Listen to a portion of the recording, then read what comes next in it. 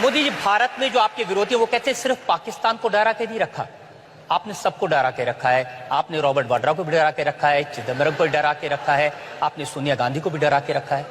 आपको शायद याद होगा, शायद 2014 में आपकी अदालत में ऐसा ही एक सवाल आपने मुझे पूछा। हाँ, मैंने पूछा था। तब मैंने कहा था बिल्कुल डरना चाहिए। ये प्रधानमंत्री बनने के बाद नहीं कह रहा हूं। और तब मैंने कहा था, देश में जब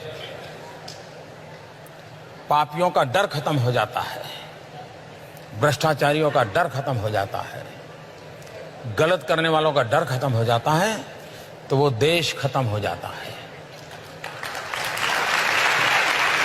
देश के लिए आवश्यक होता है, जो आतंकवादी है, विघटनकारी है, उनको मेरी सेना का डर होना चाहिए, मेरे सुरक्षा बलों का डर होना चाहिए। जो भ्रष्ट आचरण करते हैं, बेईमानी करते हैं, उनको कानून का डर होना चाहिए। जो नीति विरुद्ध काम करते हैं, उनको नेक और नियत का डर होना चाहिए। और इसलिए ये डर अच्छा है।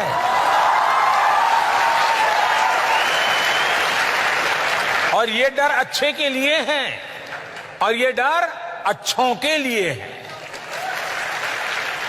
लेकिन ये जो आप कहते हैं कि ये विरोधी दल इकट्ठे हो गए, महामिलावट है, तो ये महामिलावट आपके डर से तो हुई, आपके डर से अखिलेश यादव और मायावती साथ आ गए।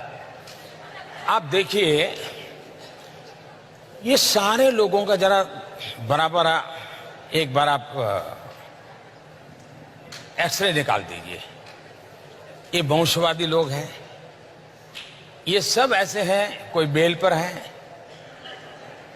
कोई कोर्ट के चक्कर काट रहा है, किसी पर कानून की तलवार, और मेरे कारण नहीं, मेरे पहले वाली सरकारों से है, कोई जेल में पड़े हैं, ये सारे लोग हैं।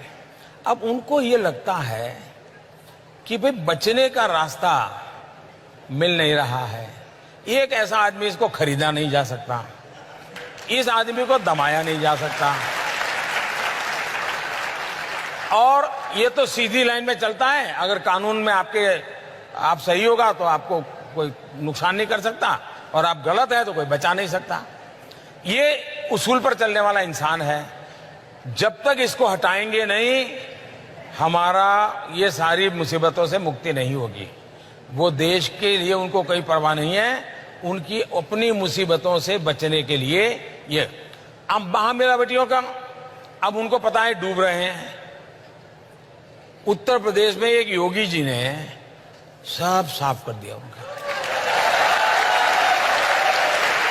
तो उनको लगा यार ये तो मोदी आ रहा है, वो तो योगी था, ये तो मोदी है, हाथ पकड़ो यार वरना मर जाएंगे। तो ये बचने के लिए, जैसे तिनका, ये हाथ पकड़ने के लिए बचने की कोशिश, बचने के लिए हाथ पकड़ने की कोशिश करते हैं। लेकिन उनका कैरेक्टर क्या है, थोड़ा सा भी उनको आभास हो जाए हाँ आप बच गए, तो तुरंत टांग पकड़ करके खींचते हैं, हाथ छोड़ देते हैं, टांग पकड़ते हैं।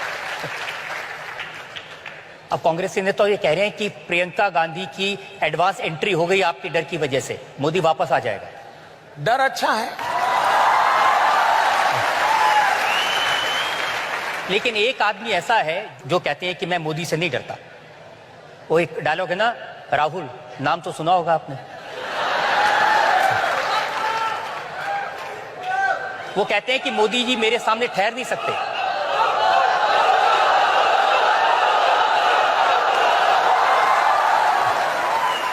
मैंने एक बार सुना था कि धरती कंप आ जाएगा।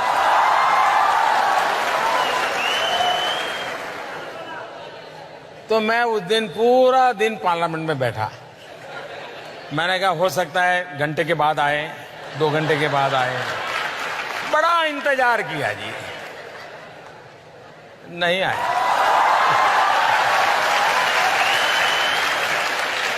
अब उनके भाषण हम रोज सुनते हैं, रोज भाषण में ये कहते हैं, देखा मोदी डर गए, देखा मोदी जी का चेहरा छोटा हो गया, देखा मोदी जी मुस्कुरा नहीं रहे। अगर कोई मेरे लिए इतना समय निकालता है तो अच्छी बात है।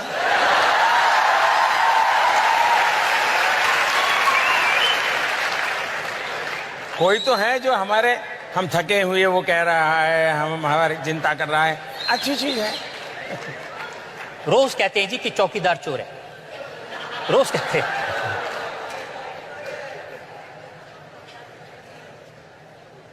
आप बताइए।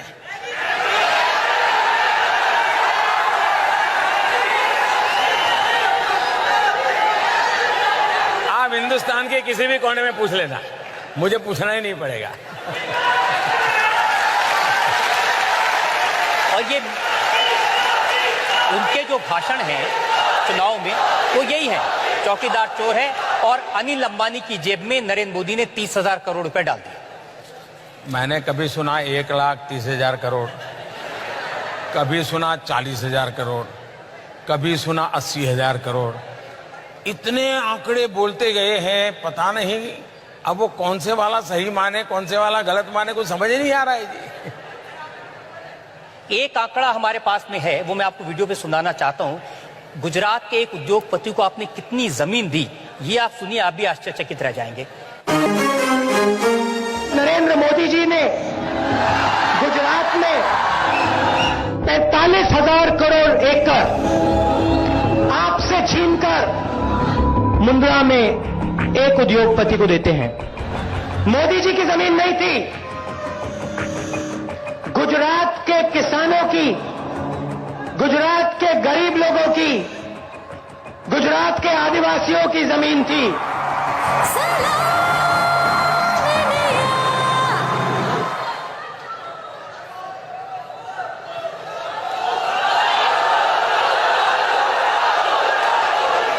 इन दिनों मैंने सुना है कोई एवेंजर फिल्म चल रही है।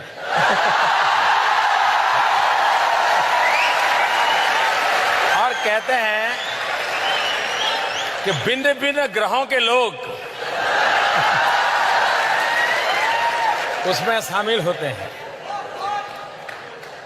हो सकता है कि जो एवेंजर फिल्म वाला स्क्रिप्ट राइटर होगा ना, उसने जब दुनिया के ब्रह्मांड के सभी लोग की साइज क्या है वो अपने स्क्रिप्ट के लिए शायद लिखा होगा आंकड़ा, वो शायद इनकी टोली में आ गया होगा।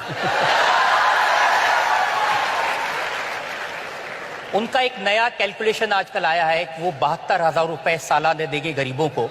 उनके गुरु को मीडिया वालों ने पूछा तो गुरु ने कहा कि मिडिल क्लास सेल्फिश हैं, मिडिल क्लास स्वार्थी हैं, हम मिडिल क्लास पर टैक्स लगाएंगे, मिडिल क्लास से पैसे निकालेंगे और उस पैसों से हम ये योजनाएं चलाएंगे। तो उनके जो गुरु है उन्होंने तो मिडिल क्लास को कैसे खत्म कर देंगे उसकी पूरी ब्लूप्रिंट बना करके रखी है जी। और वो 72,000 रुपए जब हम पूछते हैं कहां से लाएंगे, तो वो कहते हैं कि जो विजय माल्या, नीरव मोदी, ललित मोदी ये जो पैसा लेके भाग गए हैं उनसे पैसा लेके वो लोगों को दे देंगे। लेकिन परेशान तो वो भी हैं जो भागे। विजय माल्या कह रहे हैं कि मैंने 9,000 करोड़ रुपए लिए थे, मोदी जी ने 13,000 की मेरी संपत्ति जब्त कर दी, तो भी नहीं छोड़ रहे। मैंने कानून बनाए हैं, कोई बच नहीं पाएगा। जो लूटा है देश का पाई पाई देना पड़ेगा और विदेशों में भी जेल में जाकर के रहना पड़ेगा, उनको यहां आना भी पड़ेगा, कोई बचा नहीं सकता है। और मिलकर जब्त की है, ऑक्शन करते चले जा रहे हैं, रुपए जमा होते जा रहे हैं, बैंकों को मिलते चले जा रहे हैं, कोई बचने वाला नहीं है जी। इसीलिए आपके लिए कहा है, चोर कांपे चमचे कांपे, चोर कांपे चमचे कांपे, कांपे हर गद्दार, देश का बच्चा बच्चा बोल रहा है मैं भी चौकीदार। आजादी के 75 साल हमारे सामने हैं और हिंदुस्तान के हर नागरिक के दिल में यही भाव जग गया, मैं भी चौकीदार। तो इस दुनिया को